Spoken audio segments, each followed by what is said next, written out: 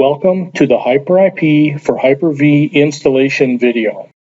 In this video, we will import a HyperIP virtual appliance, perform initial configuration using a console interface, and show how to request and install HyperIP keys. This video assumes you have downloaded and extracted the HyperIP download package, are working with Windows Server 2008 or greater hosts, and resources available to install HyperIP on the hosts. When the HyperIPs are installed in the network, data sent from server Lisa to server Bart will be directed to HyperIP Marge and wrapped in the HyperIP protocol for delivery across the WAN. If Lisa wants to communicate to a server external to the remote hypervisor host, that data will follow a similar path. Use Hyper-V Manager to import the HyperIP virtual appliance. Click on Import Virtual Machine. Follow the wizard to complete the import. Copy the files if you will be importing additional HyperIPs. When the import is complete, connect the VM interfaces to a virtual switch. When adding HyperIP interfaces, the top interface is used for all HyperIP data transfers. This interface is mandatory and may also be used for management. Map the top interface to the network your servers and storage will use to communicate with HyperIP. The second interface is used only when a separate management network is required. Start the VM.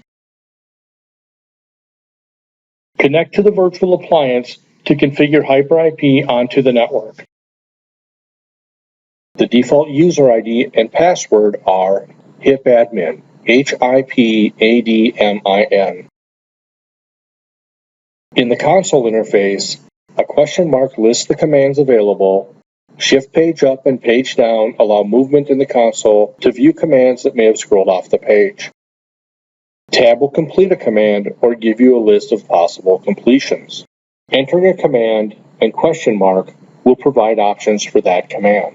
Change the admin password using the command CFG password, admin, enter the new password, re-enter the new password. In this video, HyperIP Marge will be used as an example. We will require the host name, data port IP address with network mask, and the default gateway. The Quick Start Guide in the download package contains data sheets to assist in gathering your site information. Configure the hostname using the command CFG hostname. Configure the data interface using the command CFG interface data IP address net mask in dotted decimal notation. Interface speed, use auto to auto negotiate, and MTU size. Configure a default gateway using the command CFG default gateway IP address. To allow user communication with these interfaces, we need to configure firewall access. I will allow HTTPS on the data port using the command CFG access on data HTTPS. I will also enable ping so we can verify connectivity. If you are using the management interface, execute these commands using MGMT for the interface. Note, the data and management interfaces cannot be on the same subnet. The initial interface configuration is complete. Check the restarts necessary to implement changes by executing show restarts. For the changes we made, a reboot is required. Enter reboot. When the reboot is completed, log in using a web browser. The default password is HIPADMIN, HIPADMIN. If you changed the password earlier, use that password. The browser interface is made up of 3 panels. The upper left panel contains drop-down menus used for navigation and common commands. The left panel is configuration and section-specific commands. The right panel shows command output and will contain data entry tables, which you'll see as we complete the configuration. The initial login will put you into the Install Commands page. The HyperIP serial number will be displayed under the Product Information section. Copy the serial number, making sure you capture all the characters. Request a key for this HyperIP by clicking on the HyperIP Product Key Request link in the right-hand panel. Paste the serial numbers into the HyperIP Serial Numbers text box. Fill in the information on the page. If you received an email with a download request reference number, enter your email address and the reference number. Click Retrieve My Info to fill in the form.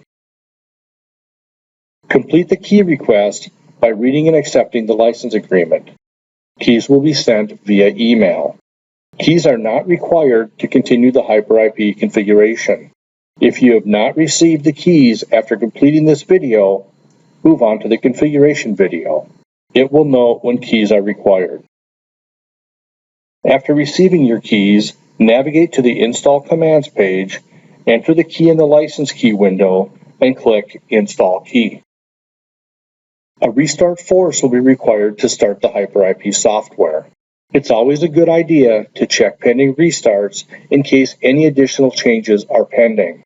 To check required restarts, select Show Pending Restarts in the Services drop-down menu and click Service Apply.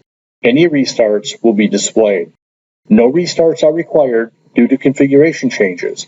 We do need to execute a restart force to start the software with the installed key. Select Restart Force in the Services drop-down menu and click Service Apply.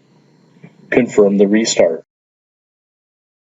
On a restart force, when the upper left window shows the Click Here link, click on it to reconnect with the HyperIP. You have just learned how to import a HyperIP virtual appliance, configure interface and access parameters to install HyperIP on the network, and request and install HyperIP keys. You are ready to complete the configuration using the browser interface. View the configuration video to complete the HyperIP configuration. If you have any questions, please contact us. Thank you for watching this video.